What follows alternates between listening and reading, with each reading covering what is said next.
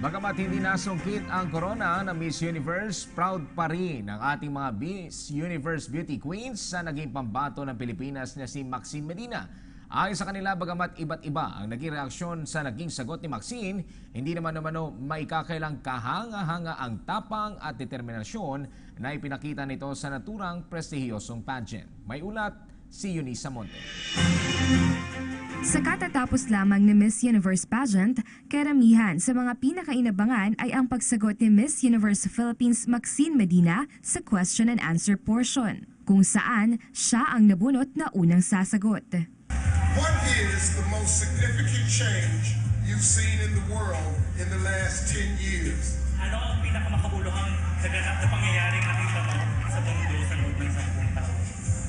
In the last 10 years of being here in the world is that I saw all the people bringing in one event like this in Miss Universe.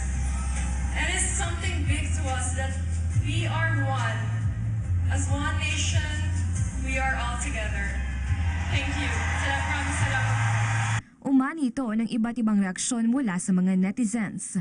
Pinuri naman ng karamihan ang tapang ni Miss Philippines na harapin ang bagay na hindi siya komportable.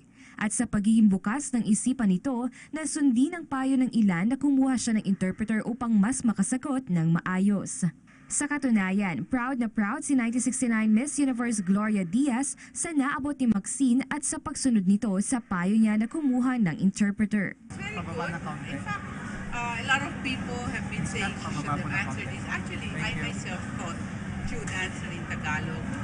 But the question was very difficult. Very difficult. I kept thinking, what would I have said? Until now, I cannot think. You know? And she was the first one to be called. So, in a way, she's a winner. She's at least my winner for now. Hinahangaan din ni Miss Universe 2015 Queen P Awards back ang determination at perseverance ni Maxine na pasok sa top 6 out of 86 most beautiful candidates na naglaban-laban. I hugged her, I congratulated her at sasabi ko sa kanya, Mars, ang maganda dito, walang kakalat na video sa YouTube na nagkamali ka sa Q&A. Kasi yun ang pinaka-inaalala niya na parang, Pia, baka mabash ako. Sabi ko, wala nang magbabash sa'yo kasi hindi ka nagkamali. Proud din si Miss Universe 1993 Dayanara Torres kay Miss Philippines na aniya ay very charming at very captivating. She was incredible. She was incredible and very beautiful and sweet.